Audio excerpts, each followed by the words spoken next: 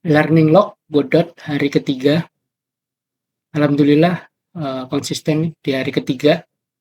Hari ini kita belajar mulai dari getting started dan end game-nya dari journey ini adalah kita bikin game. Yuk, tanpa lama-lama kita mulai. Ya, sebelum kita mulai, mungkin kita ngerekap dulu. Dari 2 hari yang lalu, kita sudah belajar di about ya, di sini ya. About ini udah kita baca. Di about itu ada, yuk kita lihat, ada introduction, list of feature, system requirement, FAQ, compiling with license, Godot release policy, documentation, change log. Kita udah mulai di introduction. Nah, di sini introduction. Jadi dalam introduction ada before you start, about Godot engine, organization of the documentation, dan about this documentation. Ini yang kita hijau-hijau ini udah kita baca. Yang kuning ini ya, kuning ini masih on progress. Jadi untuk about saya rasa sih sudah cukup. Nah, di dalam about itu nanti ada list of feature, system requirement, FAQ tadi ya, compiling with license, Godot release policy, document change log itu nanti aja. Hari ini kita belajar di getting starting di chapter introduction. Nah, ini roadmap menurut gua untuk belajar Godot documentation ya. Jadi lebih baik untuk awal tuh kita mulainya langsung getting started. Kalau about tuh saya rasa kalau bagi pemula banyak yang nggak ngertinya. Jadi setelah getting started, baru kita balik lagi ke about, baca about. Nah, nanti habis itu masuk ke community, mungkin bisa paralel baca di manual ya. And then class reference ya. Ya mungkin yang terakhir kalau memang mau belajar di Godot engine-nya di sini, berarti bisa di engine details ya. Ya saya rasa sih terakhir aja sih kalau memang mau belajar engine details. Ya itu kurang lebih roadmap untuk Godot documentation. Ya, kita mulai belajarnya. Pertama kita start dulu Pomodoro 10 menit. Yo. Getting started introduction. Ya, di introduction aja ada introduction to Godot, learn to code with Godot script, overview of Godot key concept, first look at Godot interface. Ini berarti kita masuk ke aplikasi Godot-nya. Learning new feature and Godot design philosophy. And then step by stepnya, nodes and scenes, creating instance, scripting language, creating your first script, listening to player input, using signal. Nah, ini step by step untuk bikin gamenya kayaknya ya. Terus, ini udah your first game 2D ya. Kita bikin game gini ya. Oke. Oh, ya. Prerequisite, contents, oke. Ya, nanti kita ke sana. Wih, first year 3D game. Ini dalam bentuk 3D ya, tapi secara gambarnya 3D ya. Oke, nice. Ya, udah nggak sabar nih. Kita mulai dari introduction ya. Introduction. This series will introduce you to Godot and give you an overview of its feature. Okay. In the following page, you will get answer to questions such as is Godot for me? Oke, ini berarti penting nih. Is Godot for me? Apakah Godot cocok untuk saya? What can I do with Godot? Nah, ini adalah pertanyaan mendasar. Apa sih yang bisa kita dapatkan dari Godot? We will then introduce the engine most essential concept. Oke, ini penting nih, konsep-konsep dasarnya ya.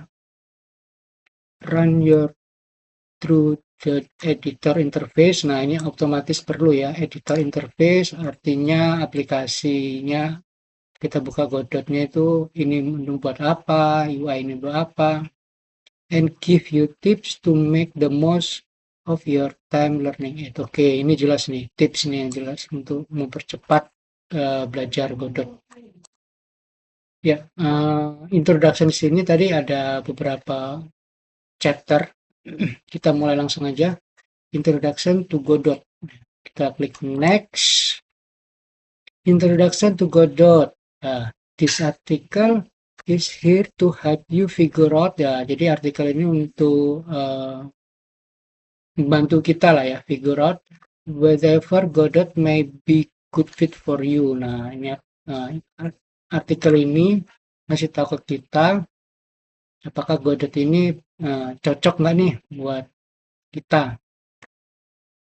We will introduce some more feature of the engine to give you a feel for what you can achieve with it and answer questions such as what do I need to know to get started. Oke. Jadi memperkenalkan ya, introduce ya. Board feature artinya mungkin gambaran besar lah ya, gambaran besar fitur-fiturnya yang Godot Engine bisa kasih ke kita, dan pertanyaan-pertanyaan seperti di mana nih gua startingnya, apa di mana saya mau belajarnya gitu. This is by no means an exhaustive overview, artinya nggak capek lah ya.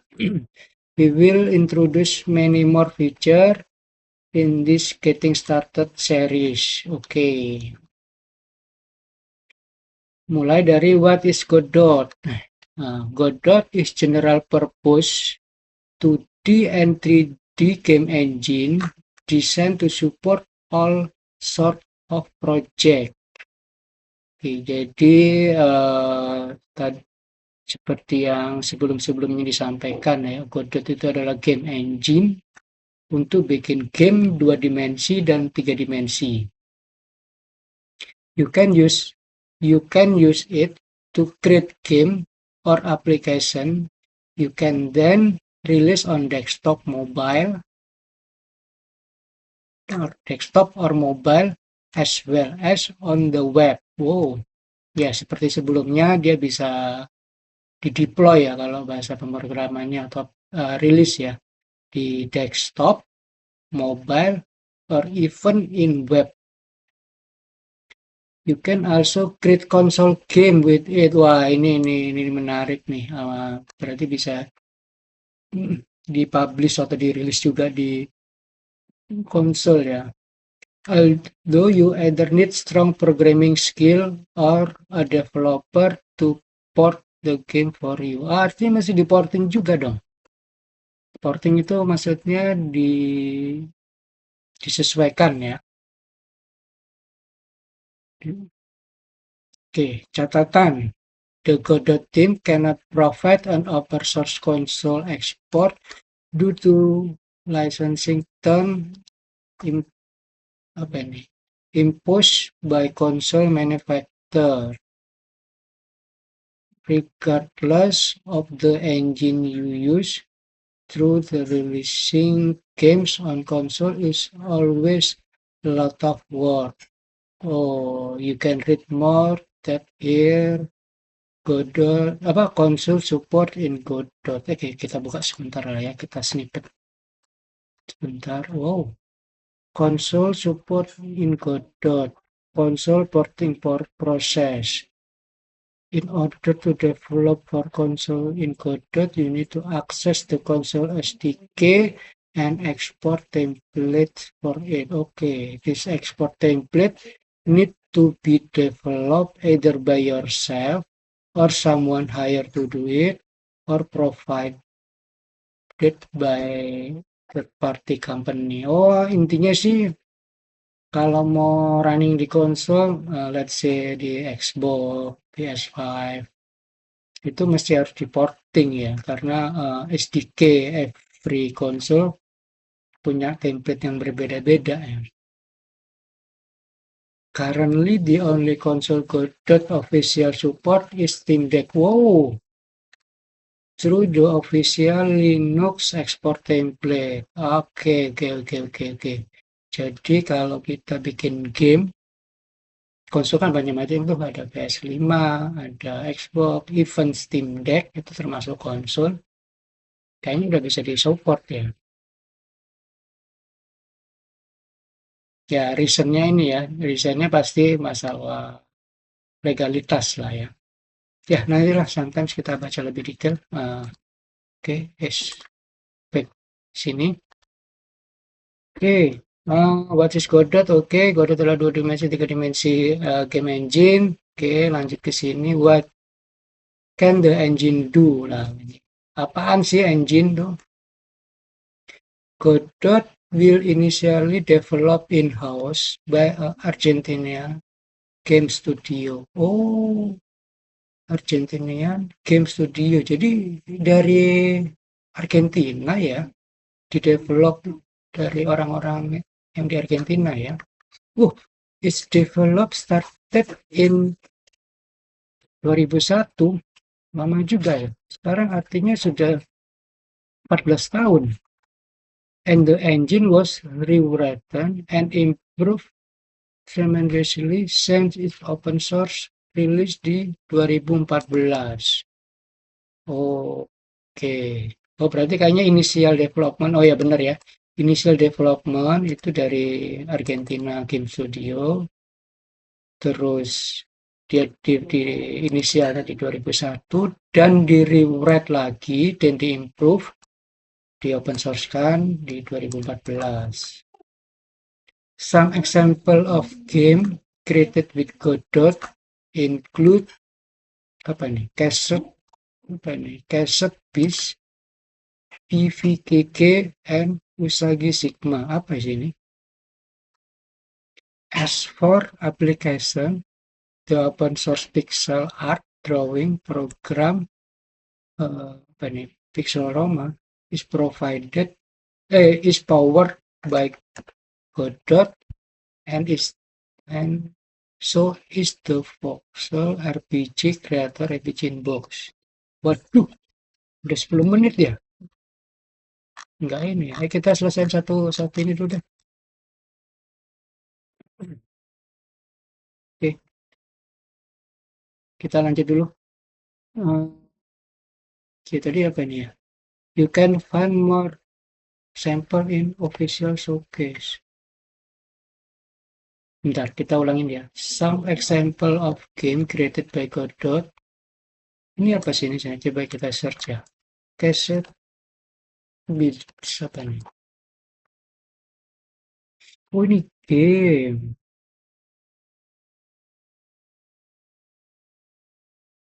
Oke, ini artinya game ya. PVK. Ini jangan-jangan game-game yang di provide by Godot. Planet, oh ini, platformnya, oke ya. Ini game-game ya ini. Oh iya benar ya. Some example game created with Godot. Nah ini berarti game-game yang dibikin sama Godot.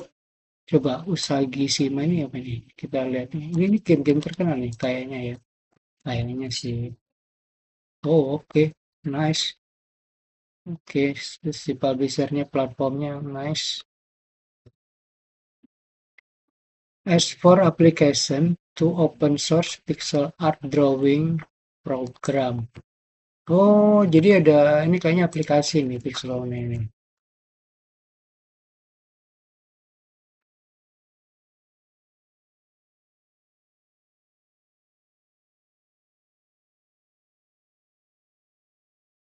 Oke, nah nantilah kita coba belajar ini. Powered by Godot and so is the apa di Voxel RPG. Oh, ini kayaknya apa engine ya untuk bikin RPG in a box.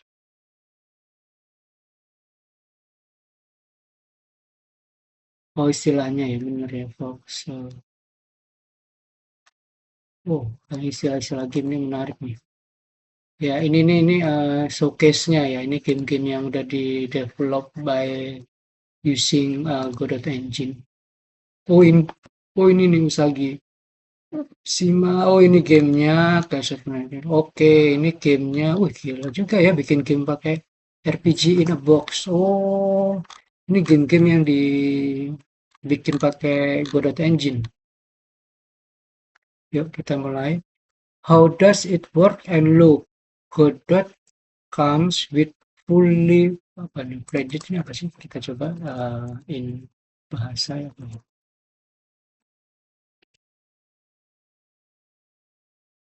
Oh, bersayap sudah bisa terbang. Oke. Maksudnya bisa rilis ya. Godot come with a fully fledged game editor with integrated tool to answer the most common need. Ya, intinya sih game editornya gampang ini mungkin gitu ya. It include code editor, animation editor, and title map editor, Sarden editor, debugger, profiler, and more. Ya nanti kita mesti lihat di harusnya interfacing-nya Godot ya. Ini ada interface-nya Godot nih. Ini ada scene, ada game, nggak ngerti. Bener-bener game baru. Oh ini mungkin ininya apa actionnya ya. Start, idle, nanti dia kalau kesini gimana animasinya kayak gimana. Oke. This team strive to offer a fully rich game editor with consistent user experience, while there is always room for improvement. The user interface keep getting refined. Artinya mungkin akan di-update terus-terusan biar uh, editornya lebih mudah untuk dipakai. Coba sih refining bahasa itu lupa ya.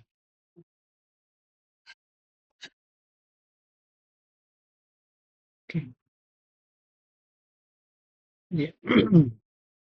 Of course, if you prefer, you can work with external program. Okay, we officially support importing 3D scene design in Blender. Blender ini kayak 3D Max ya kalau nggak salah. And maintain plugin to code VS Code and Emacs. Oke, kita bisa pakai itu juga ya. Okay.